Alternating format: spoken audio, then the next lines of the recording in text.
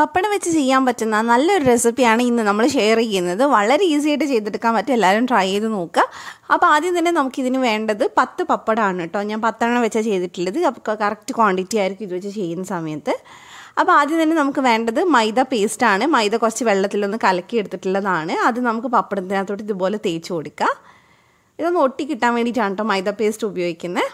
എന്നിട്ട് നമുക്ക് ഇതൊന്ന് ചുരുട്ടിയെടുക്കണം. അപ്പോൾ മൈദ പേസ്റ്റ് ഉണ്ടാക്കാൻ അറിയാത്തവരാണെങ്കിൽ 2 ടേബിൾ സ്പൂൺ മൈദയിലേക്ക് 1 ടേബിൾ സ്പൂൺ വെള്ളം ഒഴിച്ച് മിക്സ് ചെയ്താൽ മതി. അപ്പോൾ അത് ഇതേപോലെ ഒന്ന് ചുരുട്ടിയെടുക്കുക. അപ്പോൾ അടുത്തും കൂടി നമുക്കൊന്ന് പേസ്റ്റ് ഒന്ന് പരത്തിയിട്ട് ഒന്ന് ചുറ്റിയെടുക്കുക. അപ്പോൾ ഫുള്ളായി നമ്മൾ പേസ്റ്റ് ഇത് പരത്തി കൊടുത്തിട്ടുണ്ട്. ഇനി നമുക്കിത് നന്നായിട്ടൊന്ന് ചുരുട്ടിയെടുത്താൽ മതി. അപ്പോൾ ഞാൻ എല്ലാം ഏകദേശം ചുരുട്ടിയെടുത്തിട്ടുണ്ട്. അപ്പോൾ ദേ എല്ലാം ഏകദേശം ചുരുട്ടിയിട്ടുണ്ട്. ഇനി നമുക്കിതൊന്ന് കട്ട് ചെയ്തെടുക്കണം. അപ്പോൾ നമുക്ക് ചെറിയ ചെറിയ പീസായിട്ട് കട്ട് ചെയ്തെടുക്കാം. അപ്പോൾ ഒരു കത്രിക വെച്ചിട്ട് ഒരു കത്തി വെച്ചിട്ട് കട്ട് ചെയ്താൽ മതി. ഇതേപോലെ കുഞ്ഞു കുഞ്ഞു പീസായിട്ടാണ് കേട്ടോ നമ്മൾ കട്ട് ചെയ്തെടുക്കുന്നത്. എല്ലാം നമ്മൾ കട്ട് ചെയ്തെടുത്തതിന് ശേഷം നമുക്കിത് ഫ്രൈ ചെയ്തെടുക്കണം. അപ്പോൾ ഞാനിത് എല്ലാം കട്ട് ചെയ്തെടുത്തിട്ടുണ്ട്. ഇനി നമുക്ക് സാധാരണ പപ്പടം പൊരിക്കുന്ന പോലെ തന്നെ ഇത് ഫ്രൈ ചെയ്തെടുക്കാം. ഞാനിവിടെ കുറച്ച് ഓയിലാണ് ഫ്രൈ ചെയ്യുന്നത്. ഓയിൽ വേസ്റ്റ് ആക്കേണ്ടത് വിചാരിച്ചിട്ടാണ് കേട്ടോ. അപ്പോൾ നിങ്ങൾക്ക് കുറേ ഓയിൽ ഫ്രൈ ചെയ്യണമെങ്കിൽ ചെയ്യാം. അപ്പോൾ ചെയ്യുന്ന സമയത്ത് ഫ്ലെയിം കൂട്ടി വെച്ച് ചെയ്യരുത്. ഒരു മീഡിയം ടു ലോ ഫ്ലെയിമിൽ വെച്ചിട്ട് ഫ്രൈ ചെയ്തെടുക്കുക. എന്നാലേ ഉള്ളൊക്കെ നന്നായിട്ട് ഫ്രൈ ആവുള്ളൂ. അപ്പോൾ നന്നായിട്ട് ഇത് ഫ്രൈ ആയിട്ടുണ്ട്. ഇനി നമുക്കിത് എടുത്ത് മാറ്റാം. ഒരുപാട് കളർ ചേഞ്ച് ആവേണ്ട ആവശ്യമൊന്നുമില്ല. സാധാരണ പപ്പടം പോലെ തന്നെ ചെയ്താൽ മതി. ഇത് നമുക്ക് എടുത്ത് മാറ്റാം. ഇനി ഇതേപോലെ തന്നെ നമുക്ക് അടുത്ത ബാച്ചും കൂടി ഇട്ട് ഫ്രൈ ചെയ്തെടുക്കാം. വളരെ ഈസി ആയിട്ട് ചെയ്യാൻ പറ്റിയ ഒരു റെസിപ്പിയാണ്. എന്തായാലും ഉണ്ടാക്കിയിട്ട് എൻ്റെ അടുത്ത് അഭിപ്രായങ്ങൾ ഷെയർ ചെയ്യുക, കമൻറ്റായിട്ട് ഷെയർ ചെയ്യുക. അപ്പോൾ ഇത് എല്ലാം ഞാൻ ഫ്രൈ ചെയ്തെടുത്തിട്ടുണ്ട്. ഇതും നമുക്ക് എടുത്ത് മാറ്റാം.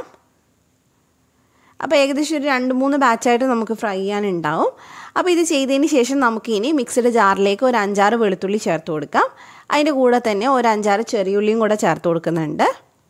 പിന്നെ നമുക്ക് വേണ്ടത് ചെറിയ ജീരകമാണ്. അത് ഞാനിവിടെ 1/2 ടീസ്പൂൺ ചേർത്ത് കൊടുക്കുന്നുണ്ട്. അതിൻ്റെ കൂടെ തന്നെ ഇനി നമുക്ക് തേങ്ങ ചേർത്ത് കൊടുക്കാം. ഞാനിവിടെ 1/4 കപ്പ് അല്ലെങ്കിൽ 1 കപ്പോളം തേങ്ങ എടുക്കുക. അപ്പോൾ അത് ഞാൻ ഫ്രഷ് ആയിട്ട് ഗ്രേറ്റ് ചെയ്തതാണ്. അതിൽ കുറച്ച് മാത്രം വെള്ളം ഒഴിച്ചിട്ട് നല്ല പോലെ അരച്ചെടുക്കുക. നല്ല പേസ്റ്റ് മാതിരി നമ്മളിത് അരച്ചെടുത്തിട്ടുണ്ട്. ഇനി നമുക്കത് അവിടെ മാറ്റി വയ്ക്കാം.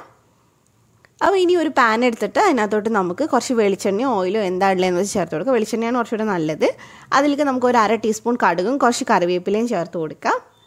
ഇനി ഇതിലേക്ക് ഞാൻ ചേർക്കുന്നത് സവാളയാണ്. സവാളിനേക്കാളും കുറച്ചുകൂടെ ടേസ്റ്റ് ഉണ്ടാവുക ചെറിയുള്ളിയാണ്. അപ്പോൾ അത് പൊളിക്കാൻ മടിയില്ലാത്തവർ ചെറിയുള്ളി എടുത്തോളൂ. ഞാനിവിടെ ഒരു ചെറിയ സവാളയാണ് ചേർത്തിട്ടുള്ളത്. ഇനി നമുക്ക് ഇതൊന്ന് ഫ്രൈ ആയി വരുന്ന സമയത്ത് ഇതിലേക്ക് പച്ചമുളക് ചേർത്ത് കൊടുക്കുക. എരിവ് ആവശ്യത്തിനനുസരിച്ച് ചേർക്കുക. ഞാനിവിടെ എരിവുള്ള മുളകായതുകൊണ്ട് 1 എടുത്തിട്ടുള്ളൂ. അപ്പോൾ സവാള നന്നായിട്ട് വഴറ്റിയതിന് ശേഷം ഞാൻ 1 ടീസ്പൂൺ കാശ്മീരി മുളക് പൊടിയും 1/4 ടീസ്പൂൺ മഞ്ഞൾപ്പൊടിയും ചേർത്തിട്ടുണ്ട്. എന്നിട്ട് നന്നായിട്ടൊന്ന് മിക്സ് ചെയ്തെടുക്കുക. അപ്പോൾ നല്ലപോലെ മിക്സ് ചെയ്ത് പച്ചമുളകൊക്കെ മാറി വരുന്ന സമയത്ത് നമുക്കിതിനകത്തോട്ട് തേങ്ങയുടെ അരപ്പ് ചേർത്ത് കൊടുക്കുക. ഇപ്പോൾ എല്ലാവർക്കും മനസ്സിലായിട്ടുണ്ടാവും നമ്മൾ എന്താ ഉണ്ടാക്കുന്നതെന്നുള്ളത്. നല്ല കിടിലനായിട്ടുള്ള ഒരു പപ്പടക്കറിയാണ് കേട്ടോ. അപ്പോൾ നമ്മളിത് നന്നായിട്ട് മിക്സ് ചെയ്തെടുത്തിട്ടുണ്ട്. ഇനി ഇതിനകത്തോട്ട് ആവശ്യം പോലെ വെള്ളം ചേർത്ത് കൊടുക്കുക. ഇത് ഒരുപാട് ലൂസായിട്ട് ചെയ്യുന്നതിനേക്കാളും ടേസ്റ്റ് ഉണ്ടാവുക ഒരു കുഴമ്പ് പരുവത്തിൽ ചെയ്യുന്നതാണ്. അപ്പോൾ ഞാൻ കുറച്ച് വെള്ളം ഒഴിച്ചിട്ടുണ്ട്. എന്നിട്ട് നന്നായിട്ട് മിക്സ് ചെയ്യുക. തേങ്ങ 1 മിനിറ്റ് ഒന്ന് തിളച്ച് വരണം. അതിന് ശേഷം മാത്രമേ നമ്മൾ ഇതിലേക്ക് പപ്പടം ചേർക്കുന്നുള്ളൂ. അപ്പോൾ ആവശ്യത്തിനുള്ള ഉപ്പ് ചേർത്ത് കൊടുക്കുക. എന്നിട്ട് നന്നായിട്ട് മിക്സ് ചെയ്തെടുക്കുക. അപ്പോൾ 1 മിനിറ്റോളം തേങ്ങ ഒന്ന് തിളച്ച് വരുന്ന സമയത്ത് നമുക്കിതിനകത്തോട്ട് പപ്പടം ചേർത്ത് കൊടുക്കുക. പപ്പടം ചേർത്ത് കഴിഞ്ഞ് ജസ്റ്റ് 1 മിനിറ്റ് അത്രയും മതി. കൂടുതൽ നേരം വെക്കേണ്ട ആവശ്യമില്ല. നല്ല പോലെ ഒന്ന് മിക്സ് ചെയ്തെടുക്കുക. ഇത് ചൂടോടെ തന്നെ ചോറിൻ്റെയോ അല്ലെ ചപ്പാത്തിയുടെയോ ഒക്കെ കൂടെ കഴിക്കാൻ പറ്റുന്നതാണ്. നല്ല ടേസ്റ്റാണ് കഴിക്കാൻ. എന്തായാലും ഉണ്ടാക്കിയിട്ട് അഭിപ്രായം അറിയിക്കുക. നിങ്ങൾക്ക് എൻ്റെ റെസിപ്പി ഇഷ്ടമായിട്ടുണ്ടെങ്കിൽ ചാനലൊന്ന് സബ്സ്ക്രൈബ് ചെയ്യുക. തൊട്ടടുത്തുള്ള ബെല്ല് ക്ലിക്ക് ചെയ്തിട്ട് ഓളോടെ ക്ലിക്ക് ചെയ്യുക. എന്നാലേ ഞാൻ വീഡിയോസ് ഇടുമ്പോൾ കിട്ടുള്ളൂ.